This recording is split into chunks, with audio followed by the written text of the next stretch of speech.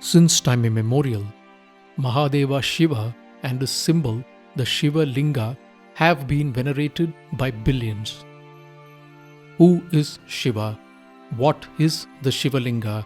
And what does this symbolize? There are several misconceptions, and we will try to clear all these with scriptural evidence. Before we begin to understand Shiva, let us first analyze what the symbol of Shiva, the Shiva Linga, stands for, and then work towards understanding Shiva. What does the word Linga mean in Sanskrit? Linga means mark or essence or the sign. Strilinga means mark of a female, Pullinga means mark of a male, and so on. So all through the Dharmic texts, the word Linga just implies mark. For instance, the Shvetashvatara Upanishad, which has both Shiva and Rudra as its central themes, uses the word Linga in this context. It begins with these two verses. Na tasya kaschit patirasti loke, na cheshita naivacha tasya lingam. The verse actually states, no one in this world is his master. There is no sign, no mark by which he can be inferred. The Kathopanishad, yet another ancient text, uses the word linga in a similar context. Abhyaktatu parapurusho vyapako linga evacha. Beyond the abhyaktam, the unmanifest, is the Purusha, all-pervading and devoid of linga. In the three-body doctrine, the subtle body, the Sukshma Sharira, is also called the Linga Sharira because it contains the karmic imprints, the essence of experiences of all the previous lives. So Linga has always been used to denote the essence, the mark, and the word is used consistently in this context. So Linga is the essence, the mark. Shiva Linga means the mark of Shiva, the sign of Shiva. So here we need to stop and answer a few questions. What is Shiva? Is there a difference between Shiva and other aspects of Shiva like Rudra, Maheshwara, and so on? Why is the Linga in the form that it is in? Why do we even venerate the Shiva Linga? The word Shiva is a very ancient word and has been used in the Vedas to mean auspicious. To describe the Supreme Absolute, be it the Nirguna Brahman or the active Ishvara, is beyond our capacity, since it is beyond all worldly attributes. This cannot be described because it is beyond description. But of course, it is auspicious if not anything else. This is because this force, this being, decides to manifest into infinite shapes and forms and makes the entirety of the universe possible. Hence, the only word that is used here is Shiva, auspicious. The Upanishads too describe the state of the Brahman as Suddham Shivam Shantam Nirgunam, pure, auspicious, peaceful, and without attributes. Shiva is the one ultimate reality, the infinite consciousness, the Parabrahman from which all of creation springs forth. Shiva is that which animates everything in the universe, visible and invisible. This is made abundantly clear in many ancient Dharmic texts. Our first stop is the Shiva Purana. In the Vidyeshwara Samhita of the Shiva Purana, there is a chapter on the Linga Mahatmaya, the greatness of the Linga. The narration happens in the deep forests of Naimisharanya. The sage Romaharshana, a disciple of Vyasa Maharishi, was taking his journey through these deep forests. Other sages who were engaged in penance and yajna in the forests saw sage Romaharshana, and the first question that the sages ask him is, tell us what is so great about this Linga form of Shiva. They word it this way. Bheramatre tu sarvatra pujyam te devatha ganaha linga bere cha sarvatra katam sampujyate Shivaha. Everywhere the devatas are worshipped only in their form. How is it that Shiva is not worshipped in form but also as the Linga? The answer is given by the great sage. But yet people keep getting confused and give various answers. Shivenoktam prabhakshyami kramad gurumukha Shiva eko brahma rupatvan nishkala parikirtitha. Shiva alone is glorified as Nishkala, nameless and formless, since he is identical with the Supreme Brahman, the infinite consciousness. And the sage clearly says that it is in this Nishkala aspect that the Linga form is appropriate. Nishkalatva nirakaram lingam tasya samagatam. So Shiva is identical to the Brahman, the Paramatma, and glorified as Nishkala, without attributes and without a form. So in this form, again, Shiva is all that exists. And this includes the Jiva, the individual self, the conditioned Atma, cloaked with Ahamkara. This has been corroborated by many sages across ancient India. The great sage Tirumular beautifully encapsulates this truth in his Tirumandiram. Appinir கூர்மை ஆதித்தன் வெண்மையால் உப்பென பெயர் பெற்று உருச்செய்த அவ்வொரு அப்பினிர் கூடியது ஒன்றாகு மாறுபோல் செப்பினிர் ஜீவன் சிவத்துள் அடங்குமே. Due to the fiery rays of the sun beating on the water, the contained crystals in this water emerge in the form of salt. So just as the salt lay dissolved in the water, so also does the Jiva lie enclosed in Shiva. Up north, the great philosopher Abhinavagupta, master of Kashmir Shaivism, writes in his Paramartha Sara, Nanavida Varnanam Rupam Tatte Yatha Mala Spatika Sura Manusha Pashupadapa Rupatvam Tadvad Isho Api. Just as a pure and colorless crystal takes up the appearance of the colors reflected on it, so Isha also takes up the forms of gods, humans, and other living entities. So this is Shiva. But often, when we come into the Puranic aspects, when we come into the Bhakti movement, we encounter other aspects of Shiva. What are these other aspects of Shiva? Here, we need to understand the creation or rather manifestation narrative in Hindu scriptures. According to Hindu thought, the universe goes through grand cycles of manifestation and dissolution, not destruction. The universe is not something created out of nothing. Rather, the unmanifest Avyakta Brahman becomes manifest, manifesting itself into infinite shapes and forms.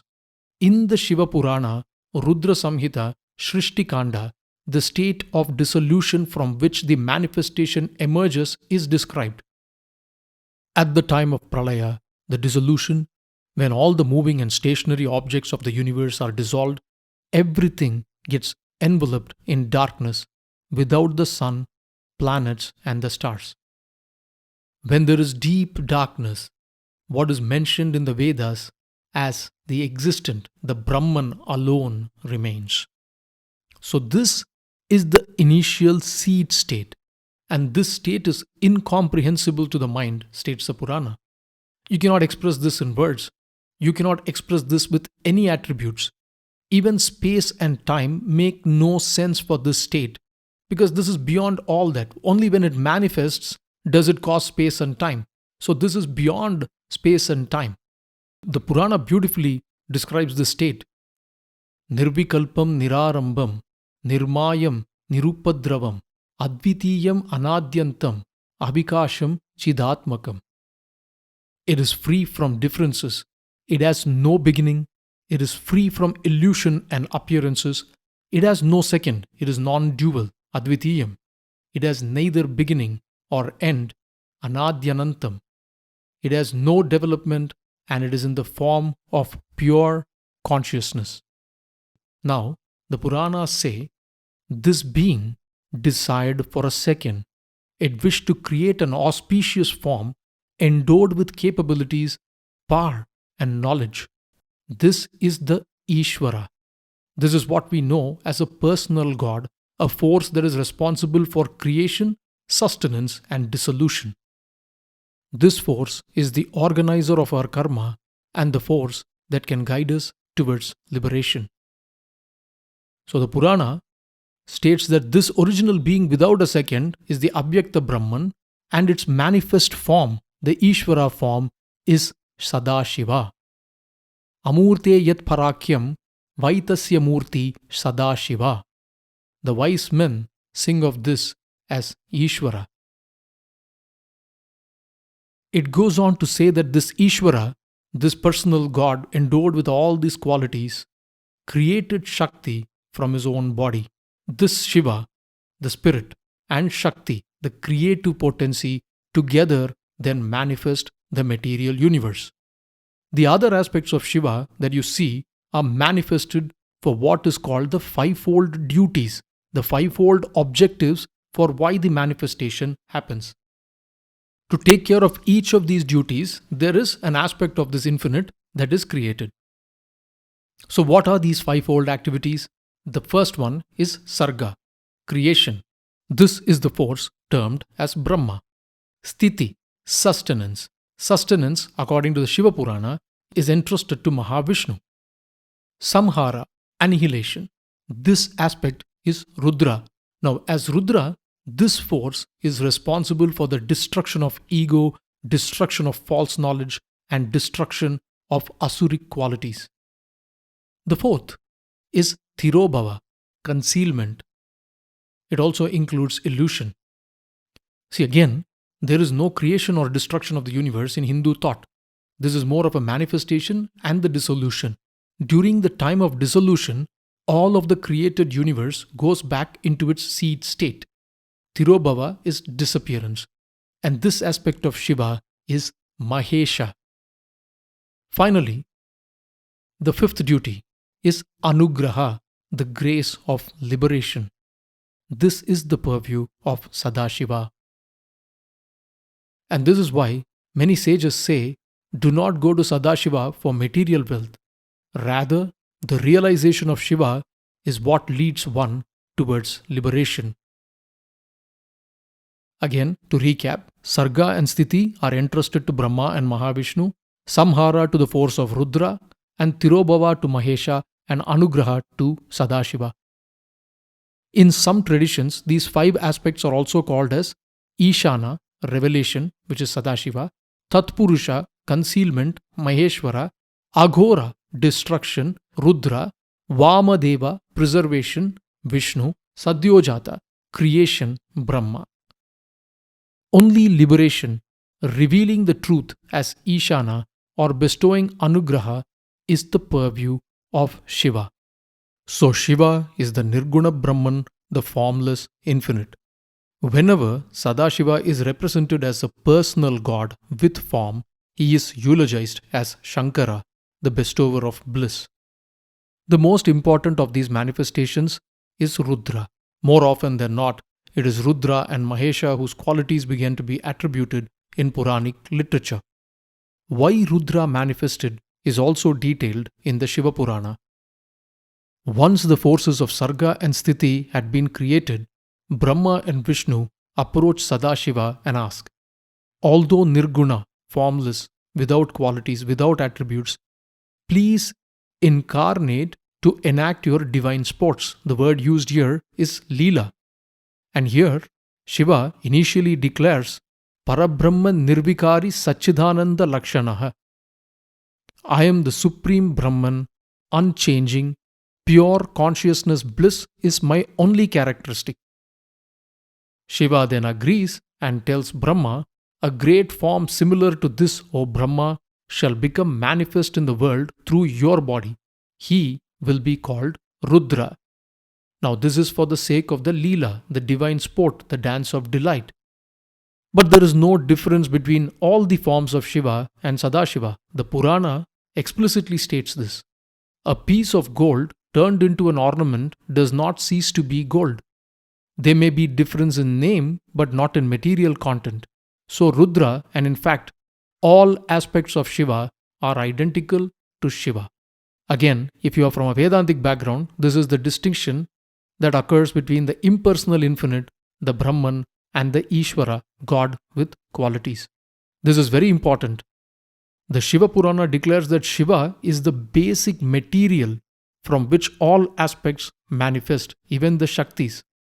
Out of the Prakriti arises multiple Shaktis which unite with each of these aspects of Shiva. So then, it is the manifested Saguna aspects of Shiva that enter into the union with incarnations of the Divine Mother. In fact, the chapter that details most of these events in the Shiva Purana is called the Rudra Samhita. So Shiva has many aspects, but all his aspects serve to destroy one's ego, ahamkara, and move one towards liberation. All these desires are due to the ignorance of the true nature of reality. If the ahamkara is destroyed, one moves closer to Sadashiva. Hence, Shankara, Shiva with form, is always represented as being more ascetic, without desires. His abode is Kailasha, and his third eye destroys the illusions. And on account of his Leelas, Shiva gets many titles: Shambhu, Girisha, Trayambaka, Jatadhara, Kailashanada. The list is endless. As Nataraja, he is the cosmic dancer. As Kalabhairava, feared by time itself, he destroys the ego of Brahma. Again, there is a lot more depth and complexities involved, especially when you look at the Agama Tantra perspective, all of which I am skipping for simplicity's sake. In summary, when the Shiva Leela is described, typically in Puranic literature, it is always of the personal, Saguna with form aspect of Shiva. And this is not just restricted to Shaiva literature. For instance, the Srimad Bhagavatam, in the episode of Samudra Manthan, when the Devas and Asuras joined together to churn the ocean to obtain the nectar of immortality, a great poison called Alahala arose. This was a black mass that threatened to cause the dissolution of the universe.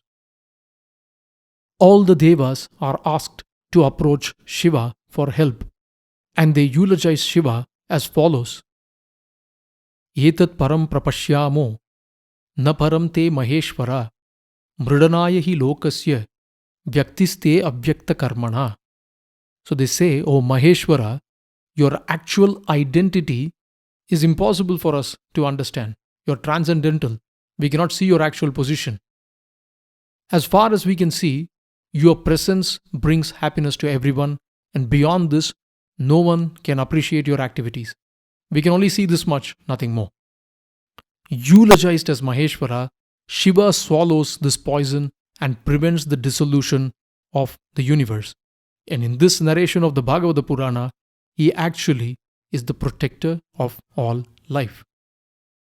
So, when the Devas themselves could not understand the depth of Shiva, what are we mere mortals?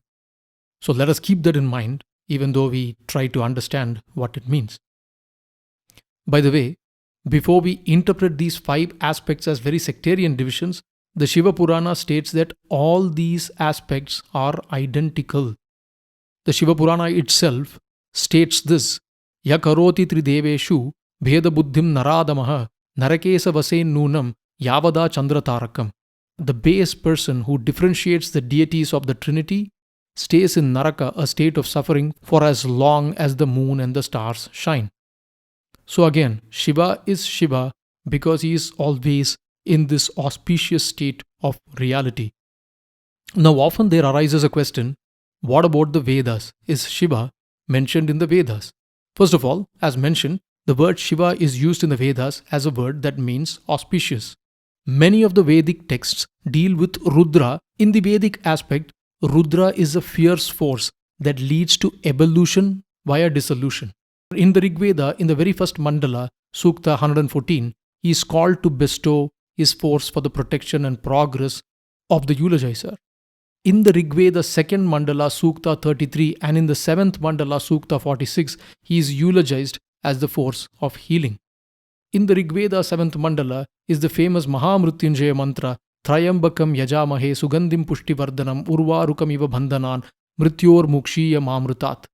Here, Shiva is venerated as Trayambaka, the three-eyed one who has to bestow immortality upon the seeker. The Yajurveda Taittreya Samhita has a whole chapter devoted to Rudra called the Sri Rudram. We will go into a more detailed analysis of Shiva in the Vedas later. But in summary, Shiva is the Brahman, both in Nishkala and Sakala form. All that exists is Shivam, and this force has been venerated since time immemorial, and it is a part of this infinity that is being symbolized by the Linga. Try as we may, a complete realization of Shiva is impossible from the place we stand. It is like a drop of water in an ocean trying to understand the ocean. From our viewpoint, Shiva is everything, Sarvam Shivamayam, and this includes the Jiva, us. Only when the Jiva realizes it can it be in union with Shiva. And those who realize this attain the state of Sat Chit Ananda, pure consciousness bliss, which is why the great Adi Shankara in his Atma Shatkam ends each verse with the sentence Chidananda Rupa Shivoham Shivoham. So now, why is the symbol of Shiva, the Linga, in the shape that it is in? This is very important. Going back to the Shiva Purana, this question too is answered. The same sages in the Vidyeshwara Samhita ask this question on the shape of the Linga to the sage Romaharshana as well. So the sage narrates a well-known Puranic story where Brahma and Vishnu have a disagreement as to who is greater. Now Shiva manifests as an infinite column of fire, challenging them to measure either ends of this column. Mahavishnu takes on the form of a boar and dives towards the bottom to measure where the Linga ended. Brahma takes on the form of a swan and flies to the top of the column of fire. But both Brahma and Vishnu fail to reach the ends of the column of fire. Brahma, caught in ego, tells that he was able to find the top of the column, but Mahavishnu, in his form of Varaha, reveals that he was unable to get to the bottom of this infinite pillar. What happens next warrants an episode of its own, but here the Purana clearly states that this great column of fire is a representation of infinity.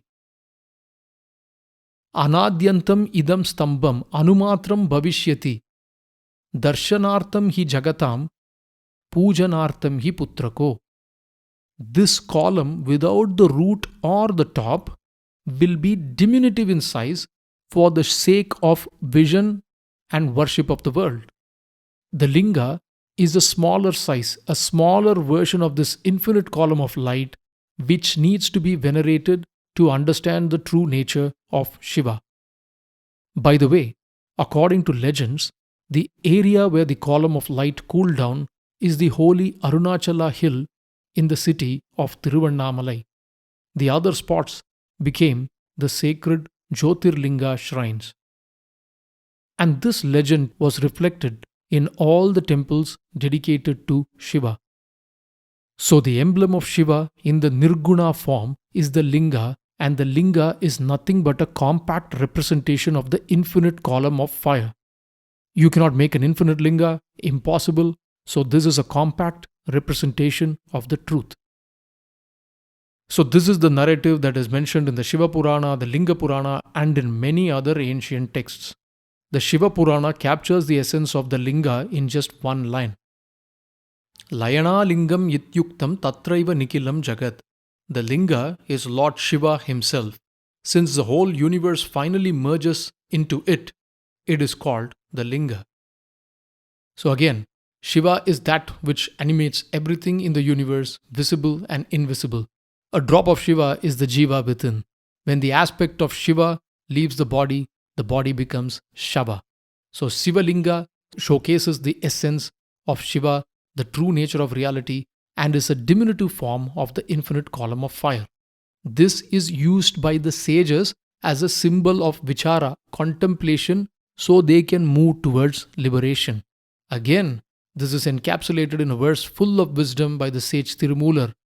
Aya padidan arul Shiva Lingamam, aya pasubum adalerena nirkum, aya balibidam agum nal pasamam, aya aran nilai aindu kolvar katke. The Shiva Linga is the representation of the Supreme Absolute. The Pashu, the bull, stands as a representative of the individual Jiva caught in the cycle of samsara. The Balipitam, behind the Nandi, is the Pasa, the ropes that tie the Jiva to the material world, and only when this is sacrificed, the Pasa is cut, can the Jiva move towards union with the Shiva.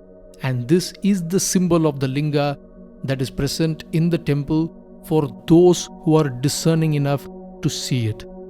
As always, the known is a drop and the unknown an ocean. Peace.